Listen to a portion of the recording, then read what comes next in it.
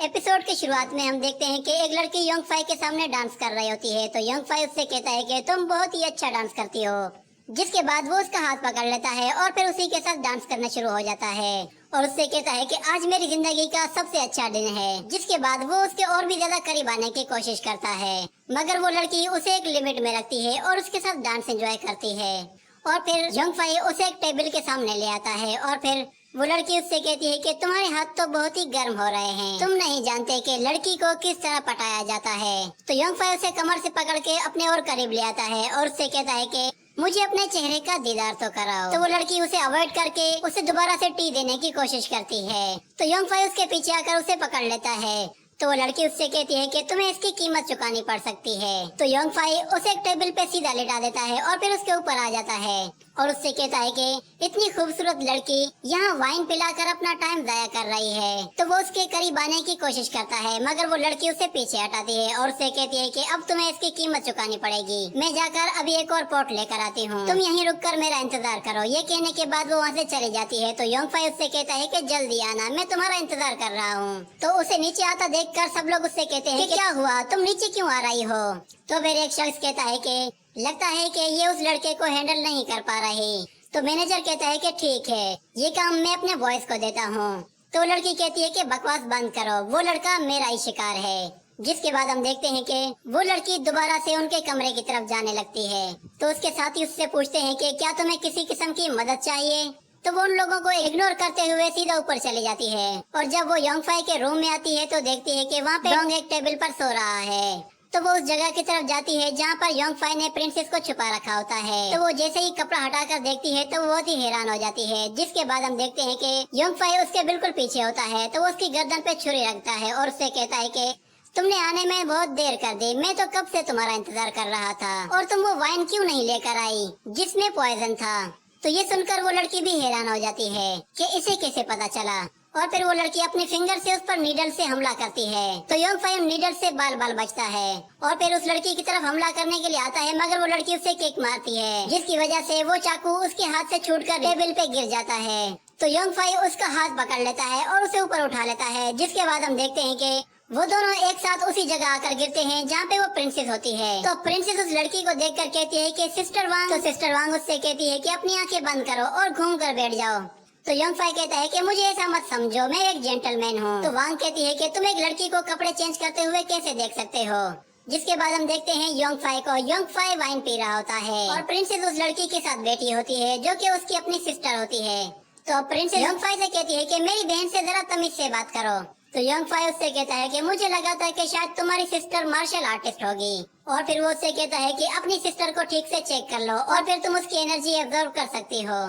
तो प्रिंसेस इससे इनकार कर देती है। तो योंग फाई उससे कहता है कि क्या हुआ, ये तो तुम्हारी अपनी ही बहन है। तो सिस्टर वांग कहती है कि मैं एक मोनास्टिक हूँ, वो मेरी एनर्जी को एब्जॉर्ब नहीं कर सकती, सिर्फ तुम ही हो जो कि ये काम कर सकते हो। तो योंग फाई कहता है कि अगर हम लोगों ने उन लोगों को डिस्टर्ब कर दिया या उन लोगों को हम पे शक हो गया तो फिर यहाँ पे एक बहुत बड़ी जंग छिड़ सकती है और हम लोग टाइम तो बिल्कुल भी जाया नहीं कर सकते। जिसके बाद योंग फाई प्रिंसेस से कहता है कि ठीक है, मैं ही तुम्हें यहाँ पर लेकर आया था, तुम मेरी वजह से इस मुसीबत में हो, तो फिर मैं तुम्हें अपनी इटर्नल फायर देने के लिए तैयार हूँ। तुम मेरी इटर्नल फायर को एब्जॉर्ब कर सकती हो, मगर उससे पहले तुम्हें एक डील करनी होगी, तुम सिर्फ थोड़ी सी ही मेरी इटर्नल फायर को एब्जॉर्ब करोगी। तो प्रिंसेस कहती है कि मुझे इससे ज्यादा की जरूरत भी नहीं। और फिर प्रिंसेस वांग उन लोगों से कहती है कि अगर तुम उसे एनर्जी दोगे तो फिर मैं तुम्हारी भी प्रोटेक्शन कर सकती हूँ। ये कहने के बाद वो दोनों एक जगह आमने सामने बैठ जाते हैं और फिर अपने हाथों से एनर्जी जनरेट करके अपने हाथ एक दूसरे के बिल्कुल सामने ले आते हैं। जिसके बाद हमें दिखाया जाता है कि प्रिंसेस योंग फाई की बॉडी से एनर्जी को एब्जॉर्ब करने लगती है। तो थोड़ी देर के बाद योंग फाई उसे कहता है कि बस करो, इतना काफी है तुम्हारे लिए। मगर उसके बाद हम देखते हैं कि अचानक से वो एनर्जी खत्म होने लगती है। जिसके बाद फिर से अचानक से एक धमाका होता है और वो एनर्जी फिर से बढ़ जाती है। तो प्रिंसेस वांग उन लोगों से कहती है कि क्या चल रहा है यहाँ पे। तो प्रिंसेस कहती है कि हम लोगों ने तो बिल्कुल खत्म कर दिया था, मगर फिर से ये शुरू हो गया है और अब मैं इसे स्टॉप नहीं कर सकती। तो नीचे मैनेजर अपने साथियों के साथ खड़ा होता है। वो कहता है कि ऊपर कुछ न कुछ गड़बड़ है, शायद हमारी मेड ने अपना काम कर दिया होगा। और फिर हम देखते हैं कि उनका एक नौकर बाहर से आता है और वो कहता है कि हमारी मेड तो वहाँ बाहर है, किसी ने उसे बेहोश करके वहाँ पे छुपा दिया था। तो मैनेजर कहता है कि अच्छा, तो फिर वो लड़की कौन है जो ऊपर गई है। तो दूसरी तरफ हम देखते हैं कि योंग फाई और प्रिंसेस अभी भी उस एनर्जी की वजह से फंसे हुए थे और योंग फाई की एनर्जी उसकी बॉडी से निकलकर प्रिंसेस की बॉडी में तेजी से जा रही थी।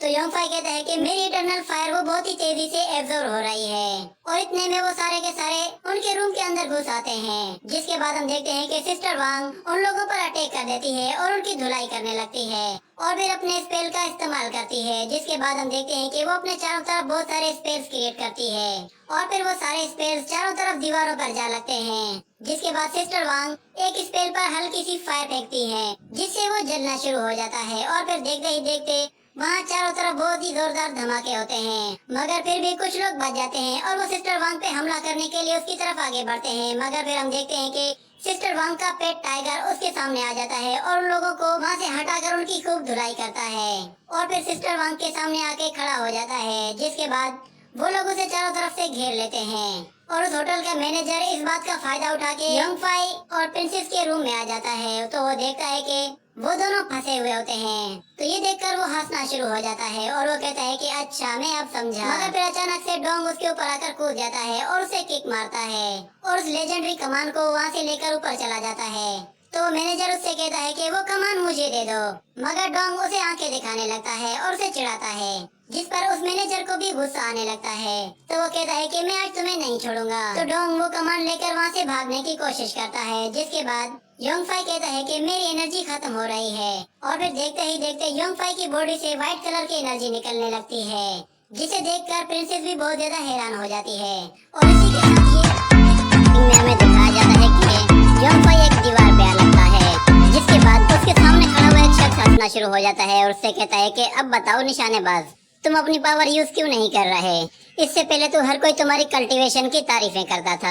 तुम वही हो ना जो मुझे हमेशा लूजर कहा करता था। मगर अब देखो, अब तुम मेरा मुकाबला भी नहीं कर सकते। एक वक्त था कि तुम टेंग टियान की बराबरी किया करते थे, मगर अब जब वो तुम्हें देखेगी तो फिर तुम पर बहुत ही ज्यादा हंसेगी।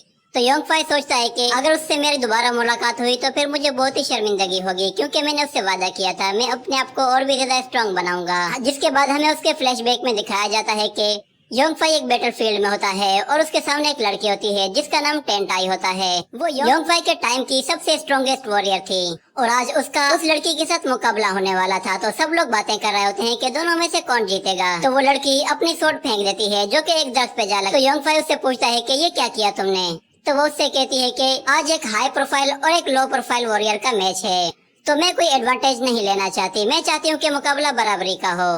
तो ये देखकर योंग फाई अपनी पावर्स को एक्टिवेट कर देता है और लड़ने के लिए तैयार हो जाता है। तो योंग फाई को इस तरह देखकर टेन टाई भी अपनी पावर्स को एक्टिवेट करती है और फिर योंग फाई और टेन टाई दोनों एक दूसरे की तरफ आगे बढ़ते हैं। जिसके बाद हम देखते हैं एक जोरदार ब्लास्ट होता है और वो लोग थोड़ी देर तक लड़ते रहते हैं। जिसके बाद हम देखते हैं थोड़ी देर लड़ने के बाद वो लोग वापस नीचे आ जाते हैं। उनमें से कोई भी नहीं हारा होता, दोनों बिल्कुल सही सलामत थे। उन दोनों के बीच मैच ड्रॉ हो गया था क्योंकि कोई भी नहीं जीता था।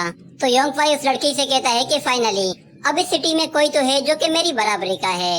ये कहने के बाद वो उसे अपना इंट्रोडक्शन कराता है और उसे अपना नाम बताता है और उससे कहता है कि अभी तुम जा सकती हो। जब हम दोबारा मिलेंगे तो फिर मैं तुमसे वादा करता हूँ कि मैं और भी ज्यादा पावरफुल हो चुका होऊंगा और तब मैं तुम्हारा मुकाबला करूंगा।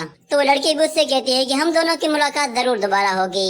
ये कहने के बाद वो एक दूसरे से हाथ टच करते हैं। तो हाथ टच होते ही योंग फाई को कुछ अजीब सा महसूस होता है, उसका हाथ बिल्कुल सुन पड़ जाता है और फिर वो लड़की भी वहाँ से चली जाती है। जिसके बाद हम फ्लैशबैक से बाहर आ जाते हैं और वो वॉरियर योंग फाई से कह रहा होता है कि तुमने दिन रात प्रैक्टिस की ताकि तुम उससे दोबारा मैच जीत सको। जिसके बाद हम एक और फ्लैशबैक में आते हैं और हमें दिखाया जाता है कि योंग फाई एक पहाड़ पर होता है और वो मेडिटेशन कर रहा होता है और वो कहता है मेरी एनर्जी आहिस्ता आहिस्ता मेरी बॉडी से जा रही है। जिसके बाद हम देखते हैं आहिस्ता आहिस्ता उसकी एनर्जी गायब हो जाती है, जिस पर वो बहुत ही ज्यादा हैरान हो जाता है। उसकी सारी की सारी पावर्स जा चुकी थी, जिस पर उसे बहुत ही गुस्सा भी आता है और वो खड़ा होकर चिल्लाता है कि आखिर मेरे ही साथ ऐसा क्यों हुआ। जिसके बाद हम दोबारा से अपने लास्ट सीन से कंटिन्यू करते हैं। योंग फाई प्रिंसेस के साथ बैठा होता है और वो उसकी अभी भी एनर्जी एब्जॉर्ब कर रही होती है और जो व्हाइट एनर्जी उसकी बॉडी से निकली थी उस एनर्जी की वजह से योंग फाई की सारी पावर्स लॉक हो चुकी थी, मगर अब प्रिंसेस की वजह से वो पावर्स अनलॉक हो चुकी थी। जिस पर योंग फाई भी खुश होता है, मगर वो कहता है कि तुम मुझसे नफरत क्यों करती थी। ये कहते ही वो बेहोश होकर गिर पड़ता है और दूसरी तरफ हम उस चेयरमैन को देखते हैं जो कि भागने की तैयारी में होता है। वो एक विंडो के पास आके खड़ा हो जाता है और एक विसल बजाता है तो उसके विसल की आवाज सुनकर वहाँ पर एक ड्रैगन आ जाता है और प्रिंसेस वांग भी वहाँ पे पहुँच जाती है। तो प्रिंसेस वांग को देखकर वो कूद जाता है और उस ड्रैगन के पैरों पे लिपट जाता है और वहाँ से दूर चला जाता है। जिसके बाद प्रिंसेस वांग नियान की तरफ आती है और उससे पूछती है कि अब तुम्हारी तबीयत कैसी है। तो वो उससे कहती है कि मैं तो बिल्कुल ठीक हूँ, मगर इसकी तबीयत खराब लग रही है। तो यंग फाई उसके पास बेहोश पड़ा हुआ होता है और फिर हमें दिखाया जाता है कि वो दोनों बहनें उसे एक गाड़ी में डालकर अपने साथ अपनी सिटी ले जा रही होती हैं। जिसके बाद यंग फाई की भी आंख खुल जाती है और जब वो बाहर झांक कर देखता है तो बाहर उसे नजर आता है कि सिस्टर वांग अपने टाइगर पर सवार है और उसके साथ प्रिंसेस चुनियान भी है। वो दोनों उसे अपने सिटी लेकर जा रही हैं। तो यंग फाइव गाड़ी के अंदर वापस आ जाता है और उसे याद आता है कि उसकी पावर सब वापस आ चुकी हैं। तो वो मेडिटेशन के लिए बैठ जाता है। जिसके बाद हम देखते हैं कि उसकी पावर्स वो वापस आ चुकी थी और वो अब एनर्जी क्रिएट कर पा रहा था। तो थोड़ी देर आगे जाने के बाद एक जोरदार ब्लास्ट होता है जिसकी वजह से वो सब लोग रुक जाते हैं और फिर एक शख्स के हंसने की आवाज आती है जिस पर वो दोनों बहनें परेशान हो जाती हैं और दाएं बाएं देखती हैं, मगर उन्हें वहाँ पे कोई भी नजर नहीं आता। तो वो कहती है कि कौन है यहाँ पे, हमारे सामने आओ, मगर कोई भी उनके सामने नहीं आता। और फिर अचानक से चुनियान को योंग फाई के खांसने की आवाज आती है तो वो उसके पास चली जाती है। जिसके बाद हम योंग फाई को देखते हैं।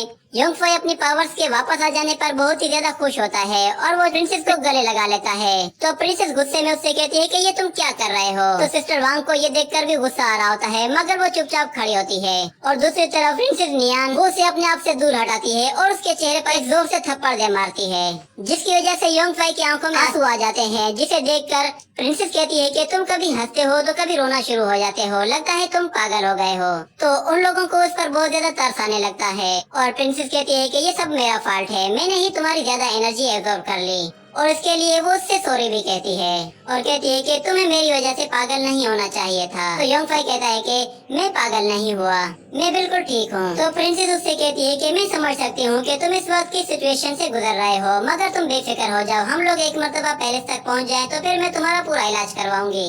तो योंग फाई उससे कहता है कि क्या तुम लोग मुझे पैलेस लेकर जा रहे हो। और थोड़ी देर सोचने के बाद वो कहता है कि अरे नहीं, ये तो मुझे पहले से लेकर जा रही हैं। अब मुझे समझ में आया कि माजरा क्या है। और फिर वो कहता है कि अब इन लोगों को गुड बाय कहने का वक्त आ गया है।